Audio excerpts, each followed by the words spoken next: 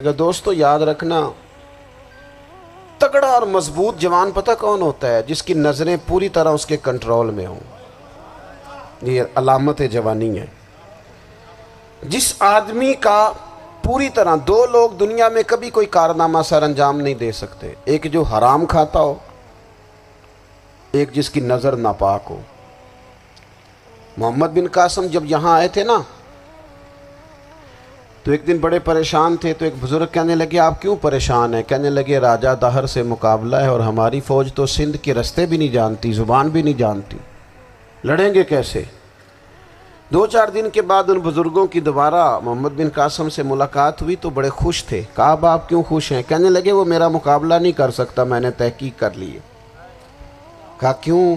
کہنے لگے نظر کا گندہ ہے، اور جو نظر کے گندے ہوتے ہیں وہ میدانوں میں ٹھہرا نہیں کرتے۔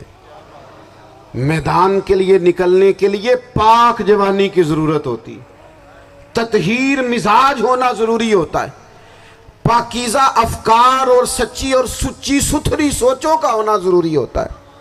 اس لیے فرمایا کہ میرا مقابلہ نہیں کر سکتا۔ حضرت عبداللہ ابن حذافہ کمرے میں تھے تو وزیر کی بیٹی اندر سجی سنوری پہنچ گئی۔ جیسے ہی آپ نے اس کفر کی چال کو دیکھا تو تیمم کر کے نفل شروع کیے۔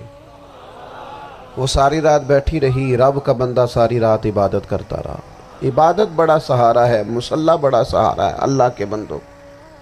صبح دروازہ کھولا، وزیر نے اپنی بچی سے پوچھنا چاہتا تھا رزلٹ کیا نکلا، تو وہ کہنے لگی پیچھے ہٹ جا، اب تیرا میرا تعلق کوئی نہیں، میں نے نبی پاک کا کلمہ پڑھ لیا۔ اس نے کہا میں نے بھی زمانہ دیکھا ہے، پر یہ کیا لوگ ہیں، کستوری کے بنے ہوئے، سندل سے دھلے ہوئے، کہ میں ساری رات کمرے میں رہی اور 100 اور 1000 آدمی جس جوان کا مقابلہ نہ کر سکے، اتنا طاقتور جوان کمرے میں رہا اور اس نے نظر اٹھا کے نہ دیکھا۔ او کچا رنگ للاری والا جڑا چڑھدا تے لیندا رہندا ہے، اے عشق تیرے دا رنگ محمد چڑھیا پھر نہیں لیندا۔ میں کہا ایک دفعہ نظر اٹھا کے نہیں دیکھا، کمال ہو گئی۔ اتنے بڑے لوگ، اتنی بڑی سعادت مندی، فیروز بختی، معاملہ فہمی حد ہو گئی۔ اللہ اکبر۔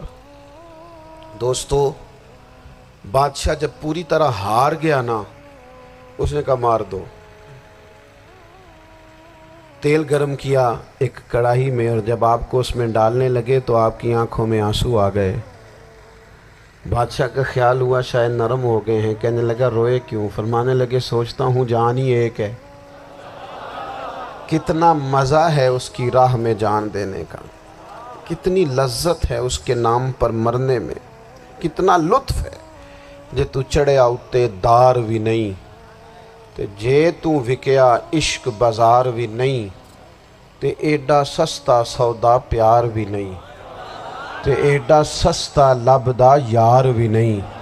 کئی جنگل گانے پیندے نہیں، کئی دوزخ لنگنے پیندے نہیں، جے وہ اس ملوں بھی مل جاوے، ایدوں سستا ہور بپار بھی نہیں۔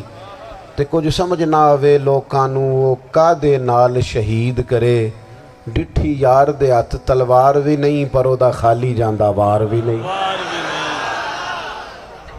کہنے لگے ایک جان ہے نا، تو دل کرتا ہے ہزاروں ہوتی تو ایک ایک کر کے محبوب کے نام پہ قربان کرتا، جب میرے پاس ہے ہی ایک، کروں کیا؟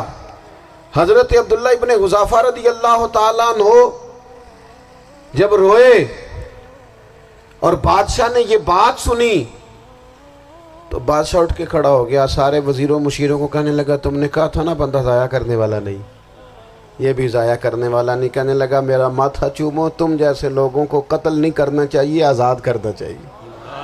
عزیز اپنی زندگی سے نا یہ بہت زیادہ ہرس، ہوس، طمع، اور یہ کسی بات کی بھی ہو، ہرس صرف پیسوں کی نہیں ہوتی ہے، شہرت کی بھی ہوتی ہے، یہ بیماری انسان کو اقتدار کی بھی ہوتی ہے، تعریف کی بھی بیماری ہوتی ہے، یہ سارے نقص ہوتے ہیں لوگوں کو، اور معاذ اللہ بعض جبوں کبوں کے اندر بھی ہوتے ہیں، وہاں بھی پنپتے ہیں۔ اپنی زندگی جب تک اس سادگی میں نہیں لاؤ گے جو رسول پاک نے عطا فرمائی ہے، جب لوگ آسانیوں میں پوری طرح الجھ گئے تو پھر وہ دور ہوئے اور کفر چڑھ گیا۔